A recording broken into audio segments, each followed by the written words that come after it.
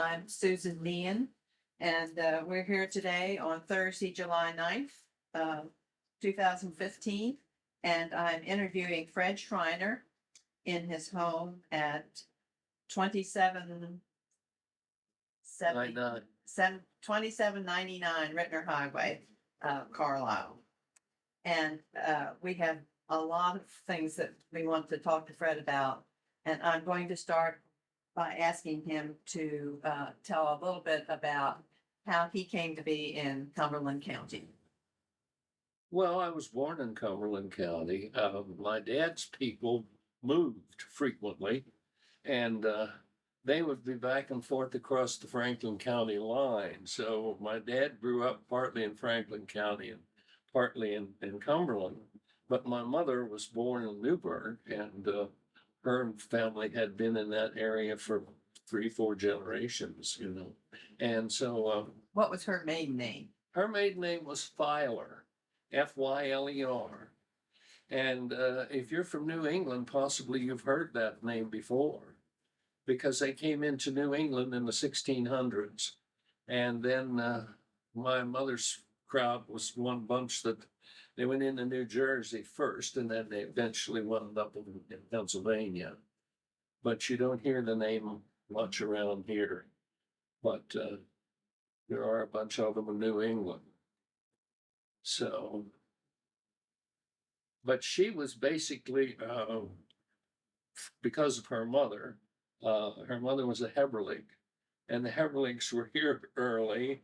And then her grandmother was a McElwain, and the McElwains, I think, chased the Indians out up in Mifflin Township. So, you know, her line goes back a good ways too on a couple places. So anyway, we've been here for a while. So then, did you grow up in Newburgh, or? Yeah, pretty much, yes. Went to Shippensburg to high school, went to Shippensburg to college, and then Uncle Sam beckoned them, so I got out of this area for a while. And it was good to get back. What was the nature of your father's business? He worked in the steel mills in Stilton as a young man. And he was bothered so badly with the sinus and allergies. And the doctor said to him, if you don't get out of that area where the blast furnaces are and whatnot, you're not going to be here. And so the SKF opened in Shippensburg just about that same time, and he applied and got a job in there. Was that before he was married, or? Yeah. No, I'm wrong there. That was after he was married. I remember when in fact, we lived in Harrisburg for a winter because the war had started. It was hard to get gasoline. And so the trip back and forth every day was a little, he felt unnecessary, because if he got closer to his work, it wouldn't take as many ration stamps. And so we had an apartment on 13th Street, and I would have started to school the following fall. But he got homesick, my mother got homesick, and they packed everything up and headed back to the boondocks, so didn't stay in Harrisburg any time. So then you say Shippensburg sort of was the center of where you would go for shopping? Yeah, pretty much. And so how was life in Shippensburg for a child? Well, I tell my children, and have told them for a long time, I feel that my generation grew up in the best time in American history, because we had, at least after the war ended, we had most everything at our command, and we had education that was available. And most of all, I said to them, a lot of people, especially rural people, died from different things. And due to the war, we had developed our medications that, we weren't afraid of polio and things like that. Before that time, that was everybody's fear, but I really think we did. We lived in a good time. So did you belong to a group of children who would do things together? Or were you solo? We had a crowd that ran around together. We were never organized. We just, you know, the storekeeper's son and I were close friends, and I got driver's license before he did. And we would want to go to Shippensburg to a movie, and his dad and mother would not allow it until the shelves were filled and the pop case was filled and all of these things at the store had to be done before we could go anywhere. So we were late for movies sometimes, you know. But that, how about reading? Were you a reader? Did you have? I'm going to Too be busy. very frank. I taught reading later on in my life, but as a kid, I was not a reader, and that was something that always bothered my mother. She thought I should read, and I just had no interest in reading. I wanted to be out and doing things, you know. Well, I know that you have talked about how you spent some time at the Failure Mill as a boy. Yeah, and nobody put any limits on me down there. And I'm not saying that because I was a bad kid or anything, but you know, my mother and dad, I was an only child, so my mother and dad pulled both directions. And when I was at Failures, I was my own person, you know. And I didn't get away with much, but uh, I always felt more relaxed when I was down there than when I was at home. And did you do some chores around the mill at all? Oh, How- yeah, yeah, but then it was sort of, um, you know, I chose pretty much what I wanted to do. But at home, there were things that I had to do that had my name attached to them, I guess you could say. So how did you get from Newburgh to the mill? Were you walking or riding a bike or someone I drove? started out walking and I wasn't very old. And people along the way would kind of keep an eye out for me because I'd go every chance I got. And then I graduated to a bicycle. And one of the crazy things that I did, I would have to take my bicycle through the mill or through the covered bridge and park it on the other side because I don't think I ever went through that bridge as a, you know, with my bicycle or walking, that I didn't walk up the arch. You know, the sides of them were formed with an arch, and then it got to the point where I was too big. The one right in the middle only was about that much room, and I couldn't slide through there anymore, so I had to give that up. So Was an unusual location to yeah, spend time. yeah. Uh, so when was it that did your interest in art manifest as a child? When did this develop? I don't know. You know, that's an odd thing. I think, in seventh grade, and we went out of country school, a one-room school.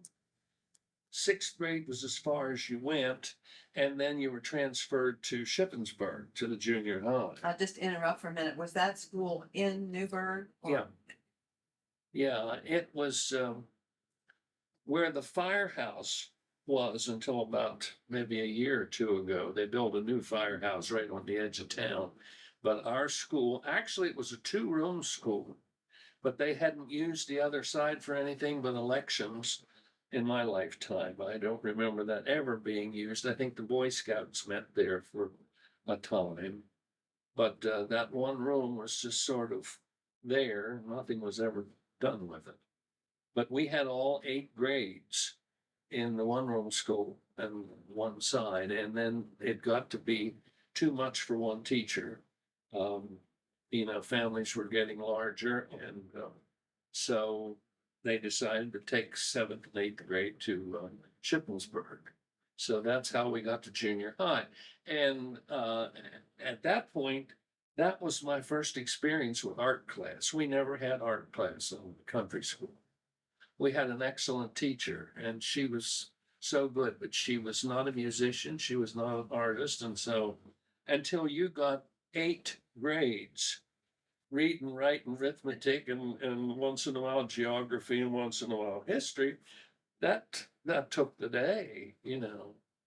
So we didn't get much training art wise. Once in a while, she had what they call a hectograph. Um, it was I don't know what the basis for it was, but it had like a jelly on the surface. And where it had come from, the factories in Shippensburg used it to print patterns. The shirt craft had it, and pen pans had it and whatnot, and they would give teachers pieces of it after it had been used. And the purple marking on it would fade eventually, and then a teacher could take the hectograph pencil and do whatever they wanted to do, and you had to lay it on there and rub it, and then you peel it off. And Like a primitive mimeograph. but it was all done by hand, you know. And once in a while, she would put a picture on there, and then we would get to color. It was just like a page out of a color book, actually. But that was about the extent of our art. And So then what happened then when you met with real art in the 7th grade? Where you, well, I kind of enjoyed it, and uh, you know, some people thought I had kind of a natural ability. I never gave it too much thought. But I guess when I got into college, we had an art instructor up there that encouraged me to do things, you know, and so I lay part of it at her door too. That I had an interest in that. but when you began college, you began thinking that you were going into teaching, Mm-hmm. and then this art developed ancillary to. Mm-hmm. And you see, that was Shippensburg State Teachers College when I started. I think it changed names 3 times while I was in. Of course, when I got out of the service, I went back and got my permanent certification, and they had changed the name. But I didn't go to normal school, though, I'm not that old. But Shippensburg State College, Shippensburg State Teachers College, and then the university came along, and so it did change names various times in my lifetime. And what was your first teaching job then? I taught in Newburgh. I had a 5th grade, and I enjoyed it. And then I was told that my brother-in-law was leaving and going. He had gotten a professor's job at Edinburgh College, and his um, position was available. And I didn't have a thing in the world against my nieces and nephews. Actually, they're Lucille's nieces and nephews, but it was a little hard having your family in the room, you know. And when this job came up, I went and inquired about it, and they said, "Well, you're in as far as we're concerned." So, and then it was right after that that this became available, and we moved down here. So how did you and Lucille meet then? In school or? No, I wasn't going to tell you this. I had gone with a girl. I knew her from the time she was a child. And then she started to ride with me when I commuted to Shippensburg. And so we got to know each other a little better, and I finally asked her out, and we dated for 2 years. And then I went overseas, and she was expecting to get married when I got back, you know. And it was just something that was not right. And I said to her, you know, I just don't feel right about this. And she was very upset. Her parents were upset. And it wasn't a nice part of my life. But anyway, I said, well, I'm not ready to get married. And so she gave all the things back that I had sent her from Germany and everything. And I just, every now and then had a date, but wasn't going with anybody steady. And when I started teaching, I had this little guy that sat right in front of me, and he was, well, he was sort of a pet, and he got to talking about Lucille, and he had a speech stoppage, and I remember so well. I said to him one day, we were coming in from recess, and he told me something about Lucille, and I said, "How old is this Lucille?" And he said, "Well, Grandpa says she's old enough to get away from his table." So I said, "Does she go steady?" "No, there's a guy comes there every now and then, but I don't think she likes him very well." So I thought, well, I'll see if she likes me. So I called her, and the first two times I called, she already had plans. And so then I thought, well, maybe I'll just not bother. But when this little guy, we had the science fair, and the kids came into my room. I was talking to a parent, and they came in and they said, "Lucille's out here. She wanted to see Dana's science project." So when I got done talking to the lady that I had in my room, I went out into the all-purpose room and finally got to meet Lucille face to face. One thing led to another, and we went together 5 months. And her sister-in-law died very suddenly and left 6 children. And her parents were going to just move in with her brother and take over raising these children for him. And her youngest brother was going with the oldest sister, and she was sort of left. And I said, well, I want to get married anyway, so this is a good excuse. And so we talked to her parents, and they said, well, they felt it would be all right. So we got married. And so she was in college at the time. But then Gretchen came along within about a year, and so she had to give up college temporarily. But I will say one thing for her. She promised her mother, she said, "I will finish." And Karen came along a little later. We had almost twins. And then Eric was 3 years, I guess, they're in between them. And her mother said, well, I shouldn't have let you get married because you're never going to go back and finish your education. And I think that was the prod that she needed. So she started going summers, and I took care of the kids. And then she went evenings, and I took care of the kids. And so we just played it back and forth. And eventually she got finished. And the headlines in the Shippensburg paper, "Mother of 4 finishes college after 12 years." Nice. If people that didn't know her, I guess thought she was terribly slow. I didn't know. Anyway, we had Nick by that time. We had all 4 of them. And I held him on my lap at her commencement. So Now, were you living in this home by that time no, we were still up by Newburgh. at the Millers? Or you had moved out of that? Well, my cousin owned the house we were in. And then I had another cousin who married a guy that lived right here next door. And she died very suddenly with cancer. And we had him up for lunch one Sunday. And he said that the house beside me's been empty for 6 years. The lady was older, and she went with her daughter. And so the house just stands there. And he said, I understand they're thinking about selling it.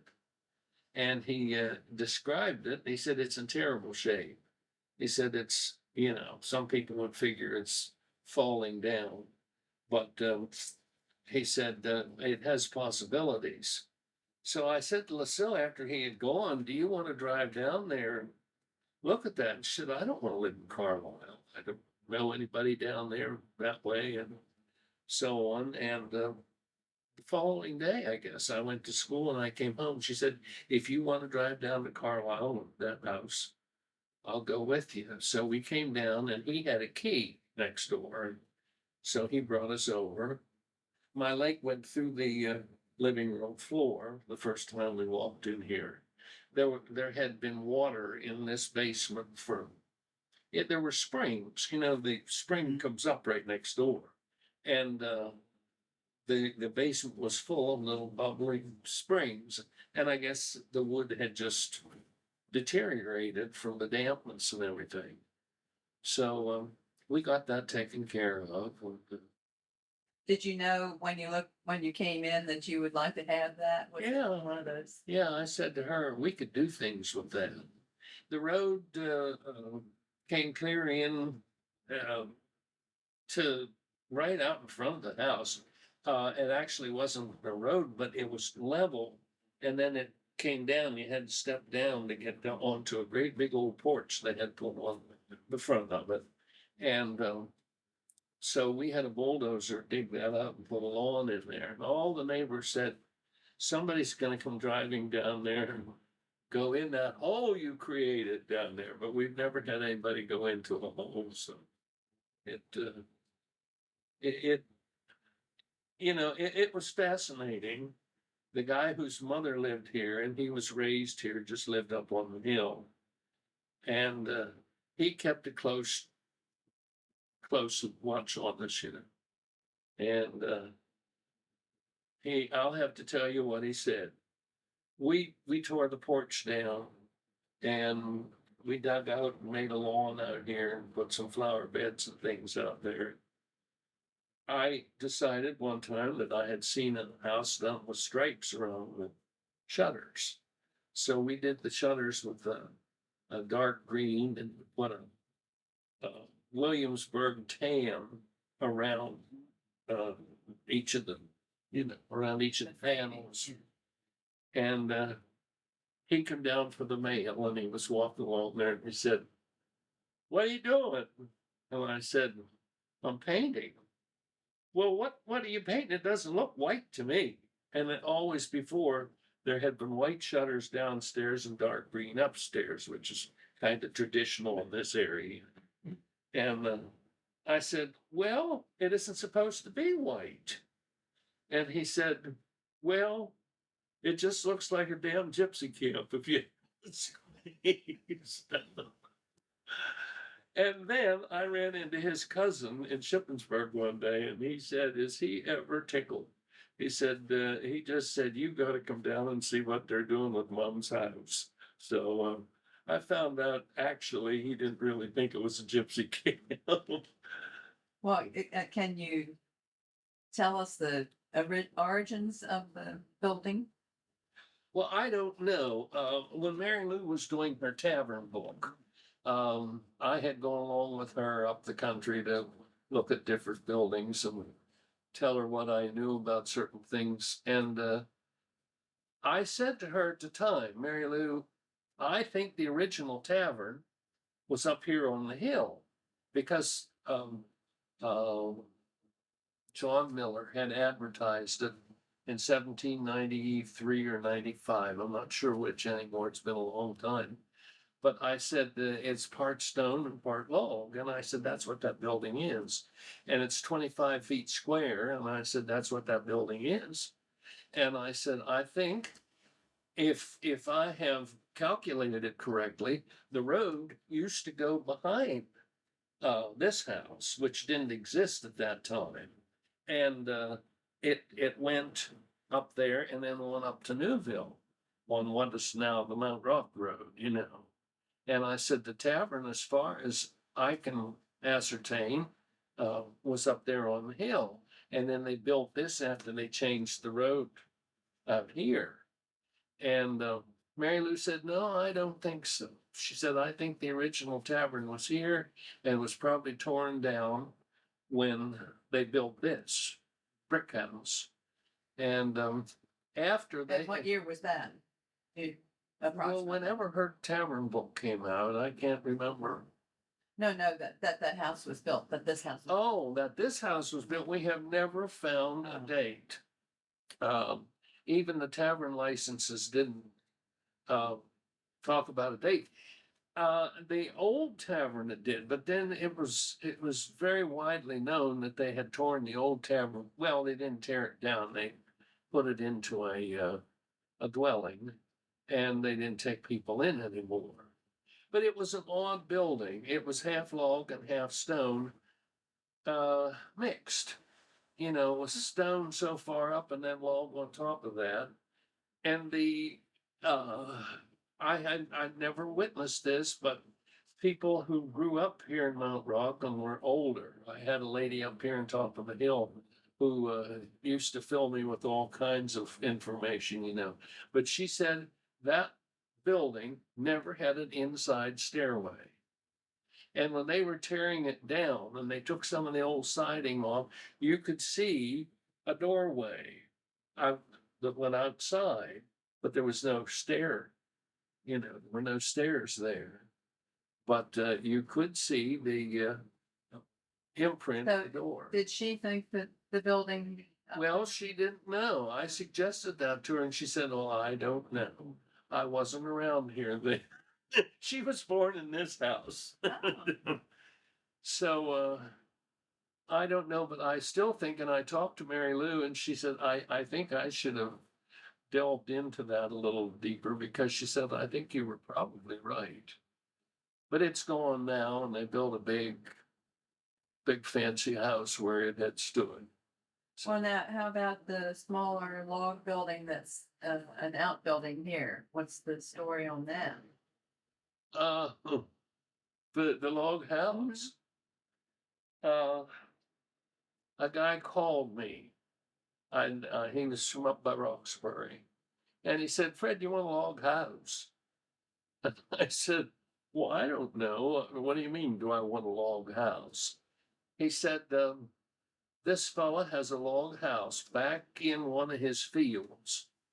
And he said, the kids have been getting in there and they've been setting fires and things. And he's afraid some kid's going to get hurt badly, or he said, you know, that he was afraid they'd burn it down or something.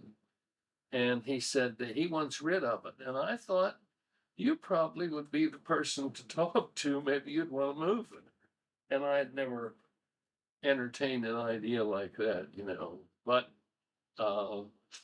we went up and looked at it, and somebody had taken the top logs off on the second floor. They said to repair their barn. They had a barn, and the barn had some bad places in it, so they took these top logs. And I said to Lucille, do you think we should take that apart, take it down home? And she said, well, you're going to do it if you want to. So she and the kids and I numbered the logs. And a good friend of mine had a flatbed truck. And we loaded these logs on the front of the flatbed truck and brought them down here and stacked them out here. And we put it back together with the exception of the very top logs. And I had a friend that had a tractor with a lift on it, you know, and he would get them on there. And I sat on the end of the front wall and she sat on the other end and we put them into place.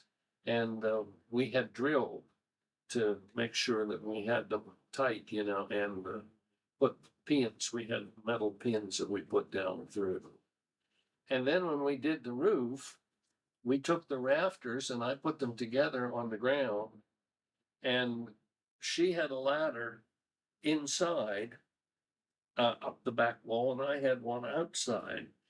And the kids had a rope, and the rope was tied to the rafters, and I walked the one up and she walked the other one up. And the kids kept them balanced. They kept them from tipping over. And we finally got them up and set them into place. And then I nailed them in. And that's how we got it up. We did most of it. Homesteaders. Yeah, yeah, we did. And I put a bake oven in. I had an old man I used to paint for. He was an antique dealer. And he would bring me sets of plank bottom chairs and want them decorated. And I was in the midst of this. He was here one time and I said, Lloyd, did you say your dad was a brick mason? He said, yes, he was. And I said, did he ever build a bake oven? He said, oh my goodness, yes. And he said, I used to go along with him when I was a kid. He would repair them. They would fall in sometimes, so he'd have to rebuild them. And he said, that's the simplest thing in the world to do. And I said, well, I don't know how to do it. And he said, you get your base up and get a floor in it. And he said, then take wet sand. And he said, you can take rocks, you can take tin cans, you can take most anything else just to make space. And he said, put it all together and get it in a general form. And then he said, take wet sand and cover it and then smooth it. And like a half an egg, And then he said, just set your rows of bricks around and build them up, and you'll get to the top and you'll have to put like keystones in. And then he said, when you're all done with that, let it dry, let the mortar dry just a little. And he said, you will be able to open the door and pull that junk and sand and things out of there, and it'll keep its shape. But he said, you have to clean the brick joints. And Nick was, he hadn't started school. So he was just a little fella. And we put goggles on him. And I gave him a wire brush. And we have pictures of him with his feet sticking out the bake oven door. He was cleaning the joints.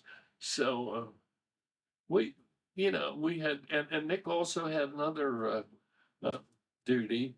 We put wooden shingles on it. And it was his duty to carry them up the ladder, and Lucille and the kids and I nailed them on. So it was a family project. And the kids, it's their building. I said to them at the time, for doing all this, if you want to have Halloween parties or something like that, it's yours. Well, they never outgrew that. They still have parties and invite a whole bunch of people and cook in the fireplace. And did you use the oven for baking at all? yeah, we have used it. We haven't for a long time, but it works. Stick your arm in. Mm-hmm. Yeah. Now that was Aunt Rose. She used to stick her arm in, and I guess if it burned the hairs off of her arm, it was too hot. Now this was Aunt Rose's failure. Yeah. Yes. So while you were doing all this, you were still teaching. Oh yeah. Yeah. And then when did you start painting so that it became such a? Well, I started that, I guess, when I was in college. My mother had a set of plank bottom chairs, and the design had gotten real bad on them. She said, I just wish I had somebody that would do that. And I said, I'll do it. So I did. In fact, that's the rocker that was to it. I guess Nick has the 6 chairs, but they didn't think they had room for the rocker. But anyway, that was what I started with. And then as people got to know that, George Porter was a well-known antique dealer in Shippensburg area. And I painted chairs for him. I did for different people. And that's sort of what the kickoff was. Would you say that was a preferred medium for you, that you like the decorative painting more than canvas painting, or? Yeah, I do. And then at one point, somebody came to me and said, would you do a lampshade for me? And now that was, you've seen in our house, I think they going with the wind lights with the ball shade and these half shades. And I said, well, I can't fire it. It won't stay on. If you wash it a few times, it'll disappear. Well, if you ever get a kill, you let me know. So we found out, did a little research, and of course it takes a special glass paint also. And then I found a secondhand kill, and I thought, well, I'll try it. And there was a lady in Waynesboro that painted shades, and she did this for my mother. She did for the Failers. Chloe had a couple lights done. And she said to me, if you ever get a kill, you come over and I'll help you out. Well, that didn't turn out to be a true statement, because I went over and I said, I've got a kill now, and I want you to tell me where I can get paint. Well, she said, you write to this company and ask them for Bohemian glass paint. Well, I don't know what they thought I wanted, but what I got was 100 paint by number paintings. I wrote back and I said, I don't want paint by number paintings. I want glass paint. And I got the same thing again. So whether she was a good customer and had told them, don't sell anything in our area that takes my business away, or what was going on, but I never did get information from her. And so I think the Kitchmillers, that the mother had lived here, and they lived up on top of the hill. They were going to Washington for some purpose one day. And I said to LaSilme, would you ride along? We have a purpose for having you go along with us. I said, yeah, we'll go. So they had found the address of somebody in the Washington, D.C. area that did lampshades. And it was in an old converted schoolhouse. And we went in and I talked to the guy, and he said, anything you want to know, I'll tell you. And he did. He gave me an address for the paint, and in fact, a couple addresses. And told me, he said, you watch the reds, because he said, you can have that painted on there. It'll look exactly like the bottom. And he said, you can put it in the kiln, and if the heat is just right, it'll turn purple. And he said there's a lot of learning what the outcome's going to be before you do it, because he said they do change color according to the temperature. And so some of them turned out well, and some of them didn't turn out too well. But I had a cousin in Colorado Springs, and she painted china. And she was in here one time, and I said I had painted something I wasn't satisfied with, but I said, once it's fired, you may as well just forget about it. And she said, why? And I said, well, when it's fired, it's permanent.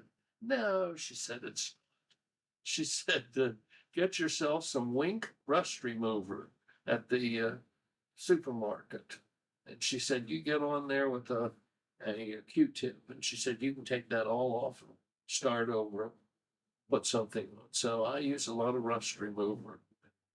Correct your mistakes. Yeah, if the color's bad or something, get rid of the one that's causing the problem and put something different on. So, Well, now I understand also that in addition to being a superb teacher and an artist and a house builder, that you also sing. I've been known to sing, Is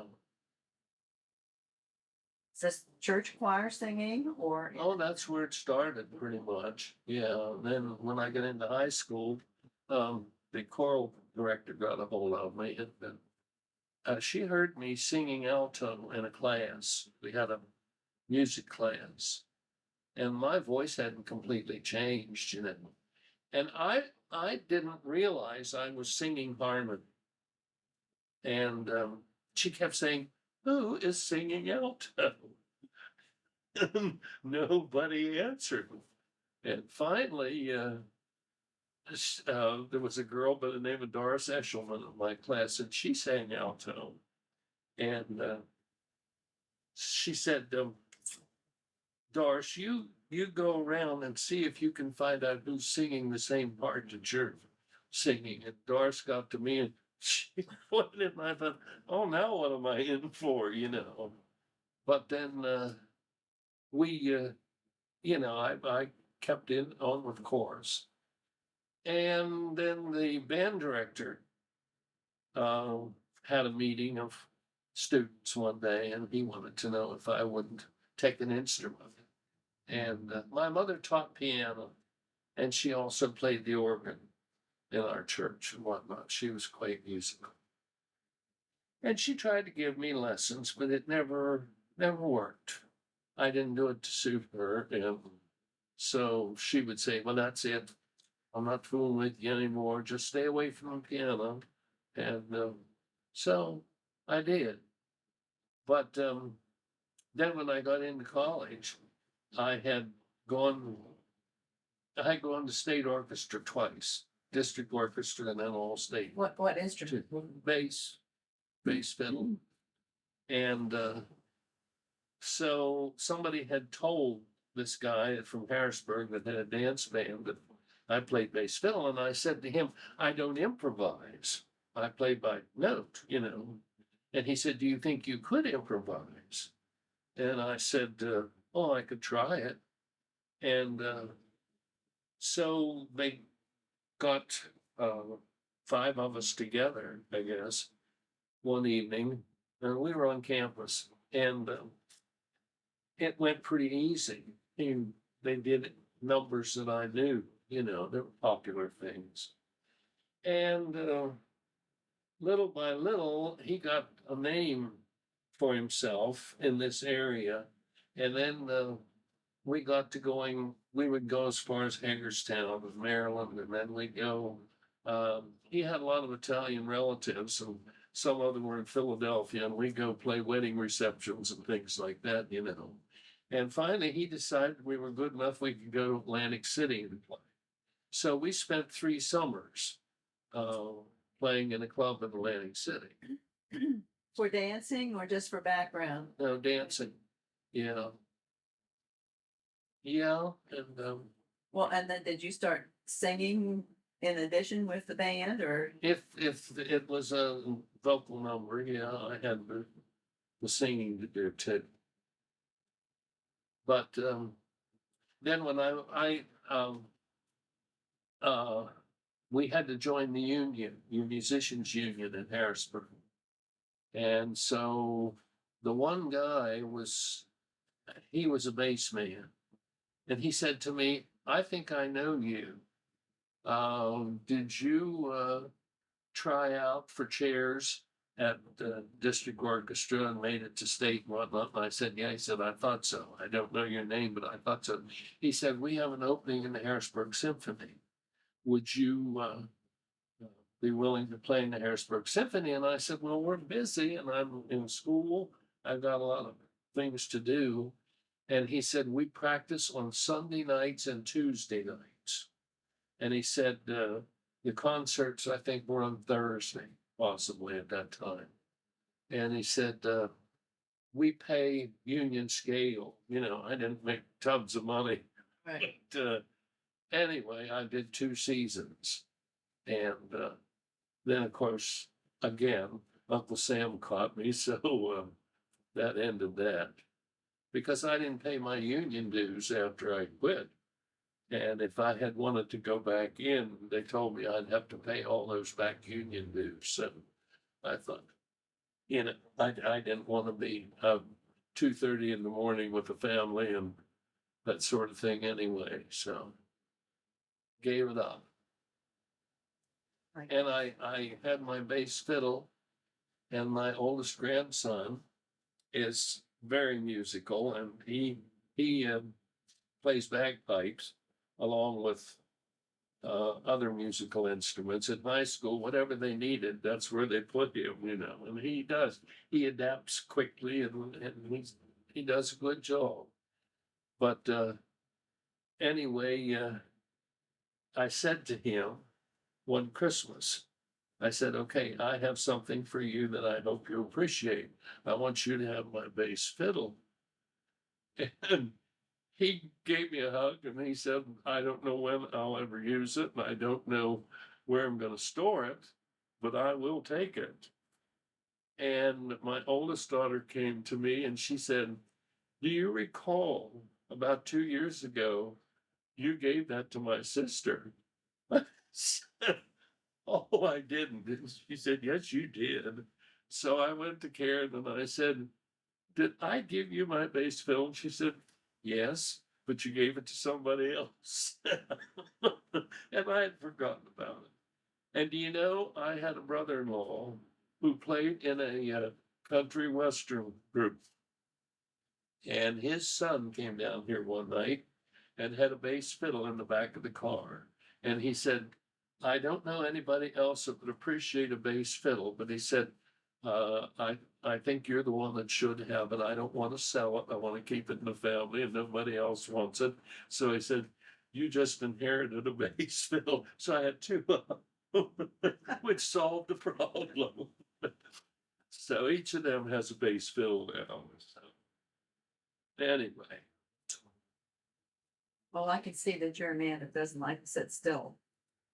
well, I didn't until this, I can sit down now and just be very relaxed and not worry about things. Is there time to talk about some of these paintings? Maybe to tell us about some of the paintings that are in this room or some of your antiques. And I mean, oh, that is one thing before we do that. How did your interest in antiques develop? Was that just over a lifetime or? I credit that to Aunt Rose because she used to say, you're the end of the line. And this was Mama's, and this was Grandpa's, and this was so and so. And she would give me these things that had been stored by the family for a long time, and the family Bible and things like that. She always made sure that I got them with the idea that I would take care of it, And and she would tell me stories about these old folks, that she remembered when she was a child, things that happened. And that appealed to me. So I always give her the credit for my interest in history. And Well, if there are any of those pieces that you would like to tell about, if they have their origins in Pennsylvania or Cumberland County, or I'm looking at this old secretary. this thing, well, this was at Lucille's home. And when we were married, it didn't really have a home. And they had moved off of the farm into a smaller, it was a little farm, but the buildings were smaller, it was just on a smaller scale. And this had not found the home. So I volunteered to take care of it. That's how we got in. But you were talking about paintings. Our oldest son married a Felix girl, and her people had the mill up at the head of the big spring for a long time. I don't know how many generations the Felixes had run that mill.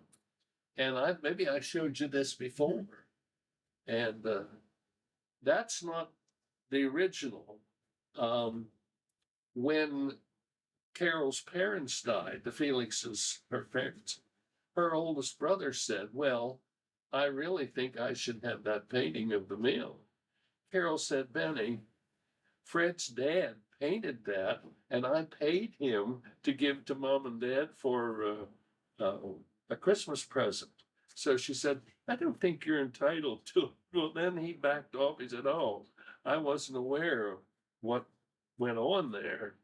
And then I think I had told you that Eric said he had some mill chute wood lumber. And I said, well, at the sale, I bought the peepholes, and I have a whole bunch of those. And Anyway, he fixed it up then that you could look in the peephole, and he had these made down at Rouse uh, copier, across there from Weiss Market, I think. And they gave everybody one for Christmas then that year. And they had one made for us too. So that's how I got that. That's a Fred Schreiner original Well, it's or a copy of a it. copy, yeah, that's a copy. How about anything else? Oh, how about the Bavarian looking little clay piece? Oh, we were in, and you know what? By coincidence, I think that was in Garmisch. We went by a pottery. And in the window of the pottery was this little thing. And it had about 3 houses on it, and it just had a hole in the top. It didn't have a tower like that, And I said, Lucille, well, you could make that. And she said, well, I might try it. So we got home here, and she made the cone, and then she made the houses. And I said, well, when you get to the top, put a castle on there with a turret, And she said, well, what should I use for a handle? And I said, the lid of the punch set had a castle. You can see up there in the top shelf, it has a castle on the top. And I said, make a turret and you can drop the marble down through there and then it'll roll. So she even made the marbles. So that's her piece. And then, of course, the children said, Daddy, put my name on that. If something happens to you and Mom, I want that. Well, I said, you have to talk to your mother about that. So finally they pestered her to the point where she said, well, I'll make one for each of you. So each of the kids has one of those too. But then you used your own kiln to fire. Yeah, That's very yeah. cool. She has made a lot of this redware that you see here. Now, some of it's old, but she's made a lot of different things from redware. And the pewter collection is just from over the years. Yeah, it's just odds and ends when we would see it, we'd pick it up. And I don't know that they actually use pewter here, but it seems to go along the tabards. So. Is there something that you're particularly prideful about having? You mean that we've Yeah, or has the longest history? Well, I can tell you the story of that. That is a Declaration of Independence that was printed by Moser and Peters in Carlisle. Did you ever hear Moser and Peters? I don't know. Well, they did Bibles and they did birth certificates and they did one thing and another. And I have a couple Moser and Peters Bibles, but this thing, we came home from being, I don't know if we were shopping or where we were, but we pulled in the garage and here this thing was hanging. I had to get out of the car and take it off of the string that was hanging on. And I said to myself, the glass was cracked. It had been in somebody's attic forever because the dirt was black, dirty, And I said, I don't know what this is, but I'm going to clean it up and see. So I cleaned it up. And like I said, the guy next door was an antique dealer. And I went over and I said, did you ever hear of a document by Moser and Peters that, it was printed in Carlisle in 1826? And he said, no, I never heard of such a thing.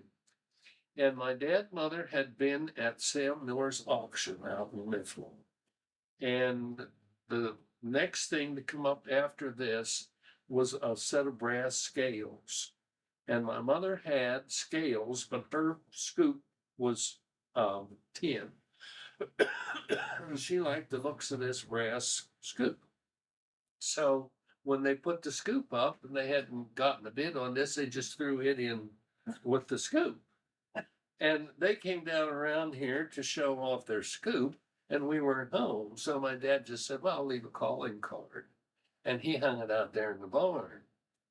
And so I got it cleaned up, and I saw this printed in Carlisle in 1826 by Moser and Peters. And so I took it over next door, and he said, well, I would imagine it's valuable because I never saw one before.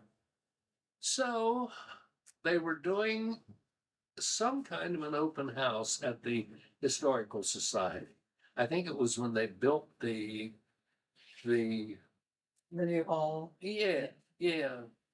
And they had put an article in the paper that they were looking for things that were historic that they don't have, you know. And would people be willing to lend them for a showing when they opened the building? And so I called and I talked to Milton Flower. And at the same time, Alan Thompson was there. And Milton Flower said to me, well, Fred, I hate to tell you this, but you don't have one of those. And I said, well, I have it right here. And he said, you've read our pamphlet that we wrote on Moser Peters.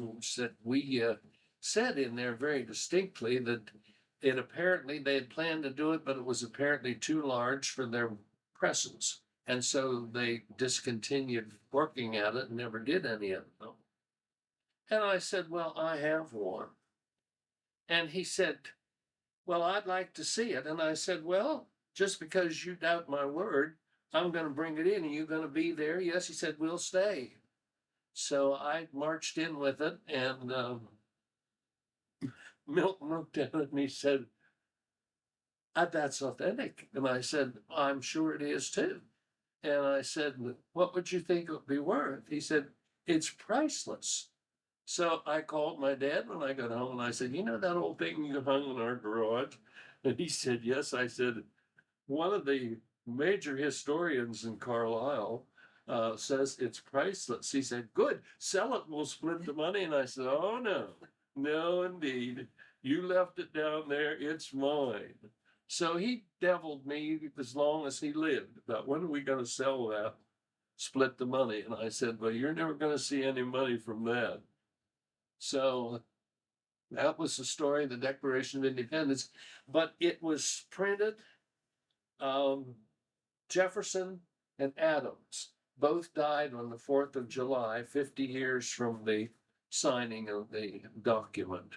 And then they have the state seals around, and Washington's in the middle up there. And we've seen them similar to that put out by other printers, you know, that there were more of them, but we've never seen. Now, Dick Tritt, I think, told me that they found a half of one.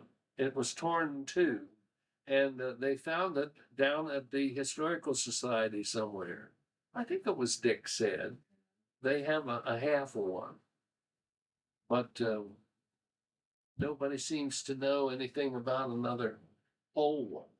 But apparently it was an experiment, Oh. you know, and they probably didn't sell any of them. So I wonder how it ended up at that.